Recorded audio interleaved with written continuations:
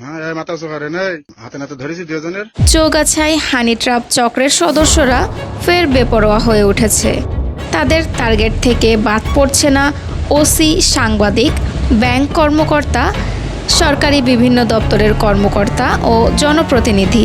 হানি trap চক্রের মূল হোতা জেরিন ও তার সহযোগীরা আবারও ফাঁদ পাততে শুরু করেছে।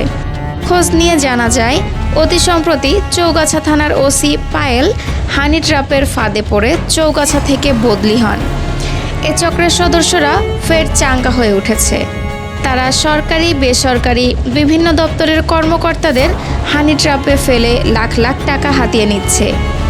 অনেকে মান সম্মান বাঁচাতে চাকরি ছাড়তে বাধ্য হচ্ছেন। আরও জানা যায়, একাধিক নারীদের ব্যবহার করে গড়ে তুলেছেন হানি ট্র্যাপ চক্র। এই চক্রের প্রায় 1 ডজন যুবককে ফাঁসানোর সত্যতা মিলেছে। শুধু হানি ট্র্যাপই না, নারীদের পাঠানো হয় টেকনাফ থেকে ইয়াবা বহনের কাজে।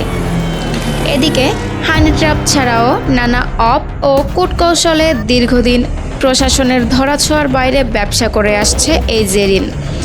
অতি সম্প্রতি 20,000 পিস ইয়াবার বড় চালানের লেনদেনের অর্থের গরমিল, অস্ত্র সরবরাহ ও 9mm বিদেশি পিস্তল দিয়ে সেই সমমূল্যের ইয়াবা নেওয়ার একাধিক অডিও রেকর্ড প্রকাশ্যে আসে।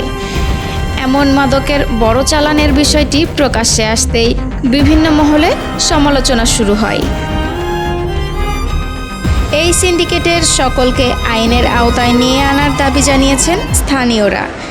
এ বিষয়ে জানতে অভিযুক্ত জেরিনকে ফোন করলে তার নাম্বার বন্ধ পাওয়া যায়।